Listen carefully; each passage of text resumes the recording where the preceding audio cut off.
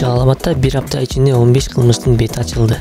Жалал-Абад облусунун аймагында коомдук тартипти көзөмөлдөө, кылмыштуулукка бөгөт коюу, жол кырсыктарынын алдын алуу максатында bir апталык режим аталышындагы алдын алуу иш-чарасы өткөрүлдү. Бул тууралуу облустук милициянын басма сөз кызматынан билдиришти. Маалыматка ылайык, аталган иш-чаранын жыйынтыгында облус аймагында 65 мейманкана, 39 бильярд ойноочу жай, 50ге жакын компьютердик клуб, 70тен ашуун диний уюмдар текшерилди. Ошондой эле ички иштер органдарынын каттоосунда турган 600дөн ашуун жаран текшерилип, алдын алуу жана түшүндүрүү иштери жүргүзүлдү. Мындан сырткары, жол коопсуздугун камсыздоо максатында 1100дөн ашуун унаа текшерилип, жол эрежесин бузган унаа ээлерине карата 200дөн ашуун протоколдор түзүлдү. Ал эми 30дан ашуун унаа айып короосуна киргизилген. Иш-чаранын жүрүшүндө 2 мыйзамсыз сакталган курал алынып, 15 кылмыштын бети ачылып, издөөдө жүргөн 2 кылмышкер кармалды, деп жазылат билдирүүдө.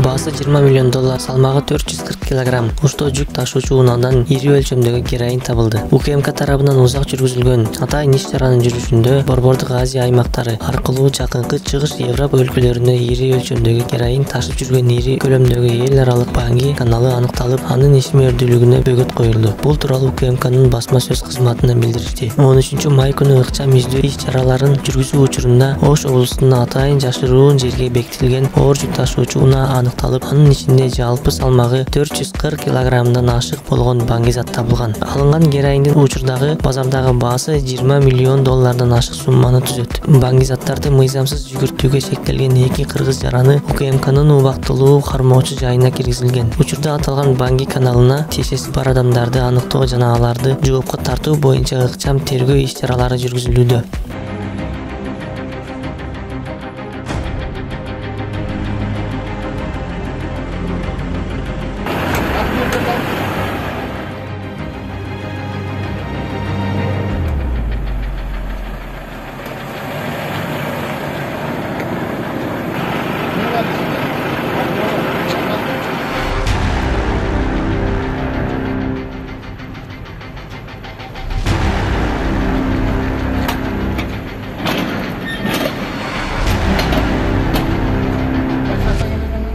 Orada.